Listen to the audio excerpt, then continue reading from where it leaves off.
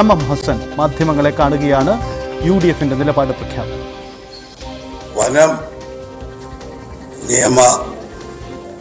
വനം ഭേദഗതി നിയമം പിൻവലിക്കുക, വന്യമൃഗങ്ങളുടെ ആക്രമണത്തിൽ നിന്ന് കർഷകരെയും ജനങ്ങളെയും രക്ഷിക്കുക, കാർഷിക മേഖലയുടെ തകർച്ചയ്ക്ക് പരിഹാരമുണ്ടാക്കുക, ബഫർ സോൺ വിഷയത്തിൽ കേന്ദ്ര സർക്കാർ ഏർപ്പെടുക എന്നീ ഏറ്റവും പ്രധാനപ്പെട്ട 4 ആവശ്യങ്ങൾ ഉന്നയിച്ചുകൊണ്ട് കേന്ദ്ര സംസ്ഥാന സർക്കാരുകൾക്കെതിരായി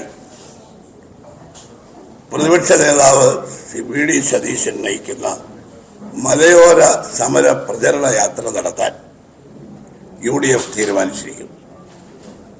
കഴിഞ്ഞ ദിവസം കൂടിയ കക്ഷി നേതാവ് എം ഹസനാണ് മാധ്യമങ്ങളെ കാണുന്നത്. വന നിയമ വിഷയത്തിൽ അതും UDF നേതൃത്വം ഏറ്റെടുക്കുന്നു എന്ന സാഹചര്യം കൂടിയുണ്ട്. അതിന്റെ സമരപ്രഖ്യാപനവും രാഷ്ട്രീയ നീക്കങ്ങളുമാണ് അദ്ദേഹം പറയുന്നത്. എന്തായാലും ഇത് സംബന്ധിച്ച ചോദ്യത്തിന് കൺവീനറുടെ മറുപടി പ്രതീക്ഷിക്കാം. CV അനുമോദ് മലപ്പുറത്ത് തുടരുന്നുണ്ട്. അനുമോദ്, ലീഗ് നേതൃത്വത്തിന്റെ നിർദ്ദേശപ്രകാരം അൻവർ ഇപ്പോൾ ഇത്തരമൊരു നീക്കങ്ങൾ നടത്തി. അതായത് കോൺഗ്രസുമായുള്ള അതൃപ്തി അവസാനിപ്പിക്കാൻ ചില ഫോർമുലകൾ ചർച്ച ചെയ്യപ്പെട്ടിരിക്കാം. ആ ഫോർമുലകളിൽ ഒന്നാണ് MLA സ്ഥാനത്തിന്റെ രാജി, നിലമ്പൂർ സീറ്റിൽ നിന്നുള്ള പിന്മാറ്റം, പ്രതിപക്ഷ നേതാവിനോടുള്ള മാപ്പ് ചോദിക്കൽ.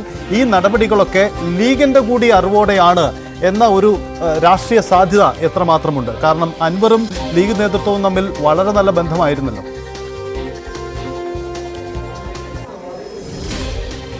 ഇത് ശരിയായ നിരീക്ഷണമാണത്. കാരണം UDFനെ സംബന്ധിച്ച് UDFിലെ രാഷ്ട്രീയമായിട്ടുള്ള തീരുമാനങ്ങൾ അത് ലീഗിൻ്റെ കൂടി തീരുമാനങ്ങളാണ്. കാരണം ലീഗ് എപ്പോഴും ഏത് വിഷയത്തിലും UDFിൻ്റെ പ്രശ്നപരിഹാര ഒരു കമ്മിറ്റി സെല്ലൊക്കെ ആയിട്ട് നിൽക്കുന്നത് മുസ്ലിം ലീഗാണ്. കാരണം UDFിലേക്ക് ഒരു കക്ഷി എടുക്കുന്നതാവട്ടെ, അവരെ ചേർന്നത്, അതൊക്കെ ലീഗിൻ്റെ കൂടി വലിയ ഒരു ഇടപെടൽ ഇതിലൊക്കെ ഉണ്ട്. അപ്പോൾ ഈ അൻവറിൻ്റെ വിഷയത്തിലും മുസ്ലിം ലീഗിൻ്റെ ഇടപെടൽ വളരെ വ്യക്തമാണ്. കൃത്യമായിട്ടും ഇത് രാഷ്ട്രീയ നീക്കമാണ്. മുസ്ലിം ലീഗിൻ്റെ ഭാഗത്തുനിന്നുള്ള ഉപദേശങ്ങൾ അല്ലെങ്കിൽ അവരുടെ നിർദ്ദേശങ്ങൾ ഇത് അൻവറിന് ലഭിച്ചിട്ടുണ്ട് എന്ന് നമുക്ക് ഈ ഒരു ഘട്ടത്തിൽ നമുക്ക് മനസ്സിലാക്കാൻ കഴിയുന്നുണ്ട്. കാരണം ഇത് ഈ നിലമ്പൂരിൽ അൻവർ വിട്ടു നിൽക്കുക എന്നുള്ളത് വലിയൊരു രാഷ്ട്രീയ തന്ത്രമാണ്. രാഷ്ട്രീയമായിട്ടുള്ള വലിയൊരു പദ്ധതിയുടെ അല്ലെങ്കിൽ UDFിനെ കോൺഗ്രസിനെ അനുനയിപ്പിക്കുന്നതിൻ്റെ ഭാഗമായിട്ടുള്ള നടപടിയാണ്. അവിടെ ലീഗിൻ്റെ ഇടപെടൽ ഉണ്ടായിട്ടുണ്ടെന്ന കാര്യത്തിൽ യാതൊരു സംശയവും വേണ്ട. കാരണം കഴിഞ്ഞ ദിവസം PV അൻവർ പാണക്കാട് സാദിഖലി ക്ഷേത്രങ്ങളെ സന്ദർശിക്കാനെത്തിയപ്പോൾ അദ്ദേഹം പറഞ്ഞ ഒരു വാക്കാണ് ഇവിടെയും ഞാൻ എടുത്തു പറയുന്നത്. 2026 പിണറായി സർക്കാർ വരാതിരിക്കാൻ, ഇടതുപക്ഷ സർക്കാർ വരാതിരിക്കാൻ സാധ്യമായ എല്ലാ വഴിയും പരിശോധിക്കും, സാധ്യമായതെല്ലാം ചെയ്യുമെന്നാണ്. ആ വാക്കിൽ തന്നെ എല്ലാം ഉണ്ട്. അതായത് അടുത്ത തവണ UDF അധികാരത്തിലെത്താൻ ഏതൊക്കെ വഴി പരീക്ഷിക്കണമോ ആ വഴിയെല്ലാം പരീക്ഷിക്കുമെന്നതാണ് ലീഗിൻ്റെ നിലപാട്.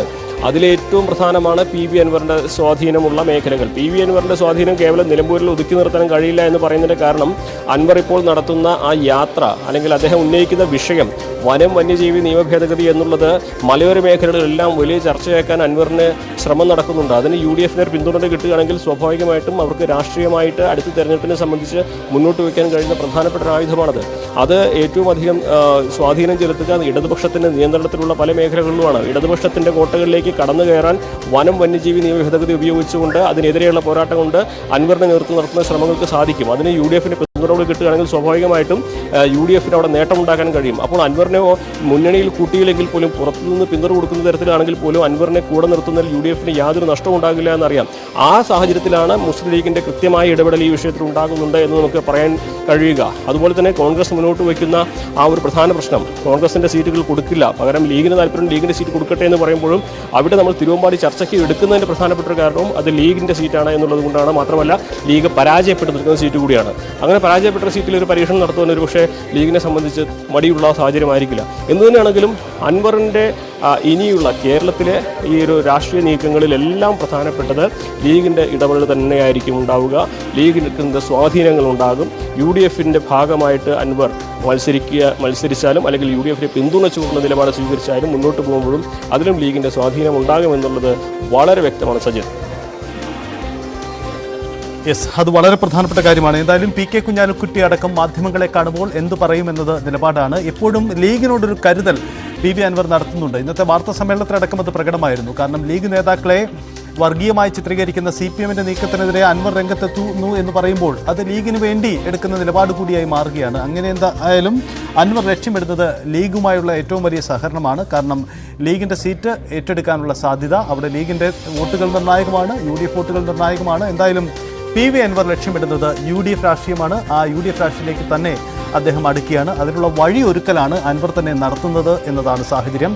താൻ തന്നെ വഴിയൊരുക്കി തനിക്ക് UDF-ലേക്ക് എത്തേണ്ടി വരുന്നു എന്ന സാഹചര്യം കൂടി അൻവറിന് മുന്നിൽ ഉണ്ടാകുന്നു എന്നതാണ്. അത് സംബന്ധിച്ച സാഹചര്യമാണ് ഇപ്പോൾ ഉണ്ടാകുന്നത്. ഒപ്പം UDF രാഷ്ട്രീയം ലക്ഷ്യമിടുന്ന അൻവർ നടത്തിയ ഒരു പരാമർശം അദ്ദേഹത്തിന് മുന്നിൽ വെല്ലുവിളി ഉണ്ടാക്കുമോ? പ്രത്യേകിച്ച് ആര്യാടൻ ഷൗക്കത്തിനെ തള്ളിപ്പറഞ്ഞുകൊണ്ട് അദ്ദേഹം പരസ്യനീക്കം നടത്തിയത് എത്ര കണ്ട് കോൺഗ്രസിന് ഉൾക്കൊള്ളാൻ കഴിയും, അത് സംബന്ധിച്ച് നിലപാടെടുക്കുമെന്നതും പ്രസക്തമായ കാര്യമാണ്. എന്തായാലും ഇത്തരം നീക്കങ്ങളൊക്കെ ഈ ഘട്ടത്തിലും പ്രധാനപ്പെട്ടതായി മാറുകയും ചെയ്യുകയാണ്.